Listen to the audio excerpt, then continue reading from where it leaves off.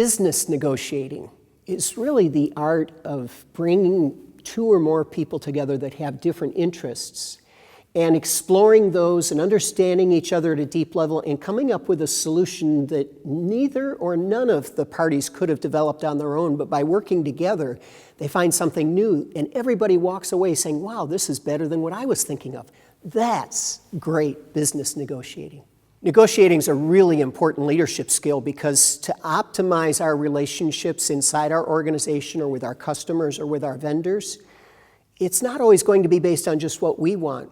It's developing this ability to explore and to pull out what everybody wants and coming up with some new solutions that satisfy everybody's interest. So it's not compromise, it's really what we call synergism, where the whole is greater than the sum of its parts. A successful negotiator starts by getting people concerns out of the way. In other words, I don't go into a negotiation with an attitude. I'm looking for a solution that transcends whatever might be going on in our relationship, so I set that aside.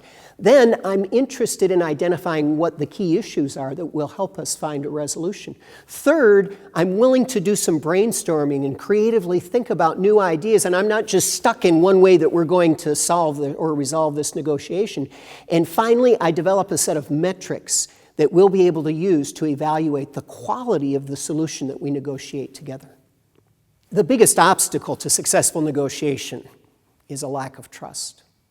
It's where I'm afraid that I can't really work with you in a collaborative way and I have to protect myself, or you feel that toward me. And until we can get over that, we're not going to find the better, the higher, the more fulfilling and satisfying solutions for both of us. So you really have to begin negotiation by making sure that you've built a strong foundation of trust.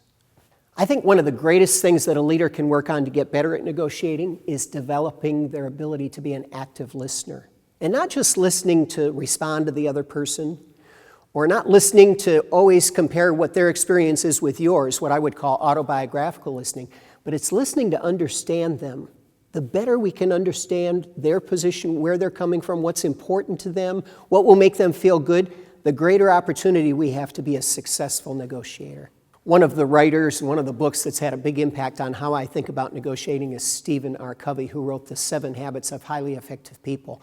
When he talked about habit number 4, think win-win, he says that really there are different combinations. There can be lose-win, which is when I surrender to you. There's win-lose, when I always have to win.